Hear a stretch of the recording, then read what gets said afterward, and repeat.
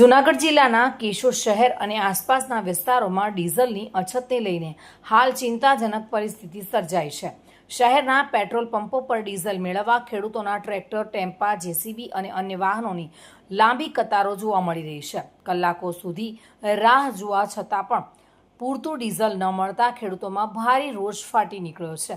ખેડૂતોનું કહેવું છે કે હાલ ખેતીના મહત્વના સમય દરમિયાન ડીઝલ વગર કોઈપણ કામ શક્ય નથી। ટ્રેક્ટર, પંપ સેટ અથવા ખેતીના મોટાભાગના સાધનો સંપૂર્ણપણે ડીઝલ પર આધારિત બની ગયા છે। અગાઉ બળદ દ્વારા ખેતી થતી હતી, હવે મશીનરી આધારિત બની ગઈ છે અને સરકાર દ્વારા વર્ષો સુધી સબસિડી તથા યોજનાઓના નામે ખેડૂતોને વાહનો અને મશીનો તરફ ધકેલવામાં આવ્યા બાદ હવે ડીઝલની અછતથી ખેડૂતો મુશ્કેલીમાં મુકાયા છે। તો કેશોદમાં સર્જાયેલી આ સ્થિતિને લઈને હવે લોકતંત્ર તરફથી તાત્કાલિક ઉકેલની માંગ કરવામાં આવી રહી છે।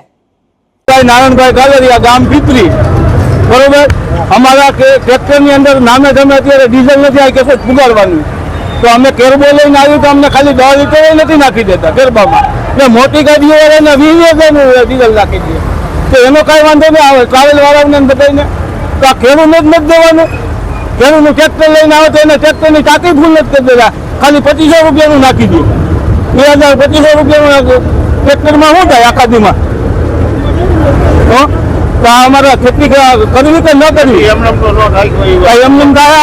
અમારે ઘોડા હમા કરવા કાંઈ છે નહીં અમારે અત્યારે।